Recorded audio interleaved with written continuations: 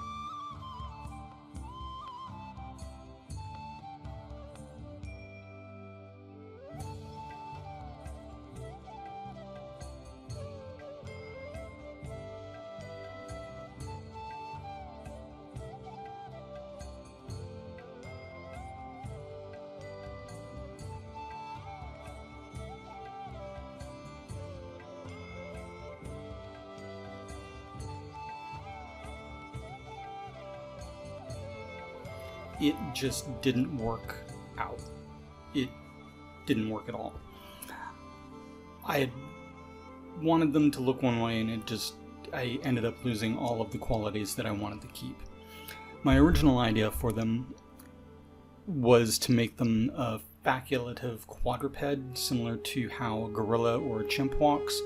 Most of the time they're on all fours, but depending on the situation they can stand upright, use their hands, craft tools, that sort of thing. In being really familiar with the Tookooro body form, I made my first mistake and chose to work on these guys without any reference. Pro tip, if you're painting, drawing, or designing something, always use reference.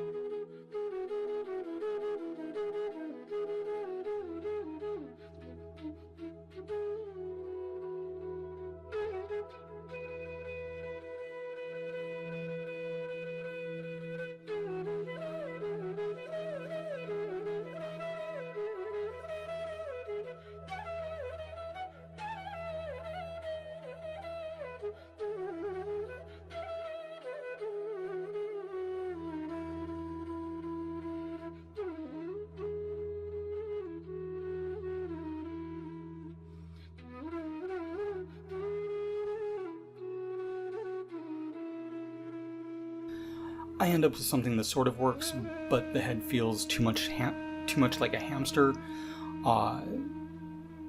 It just looks weird. I do try to fix it, but ultimately it doesn't work. The body form too is close, but it loses something.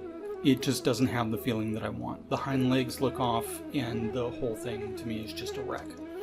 But the only thing that I do like is the tevit, the ceremonial axe-like object the Tookooro use or is holding.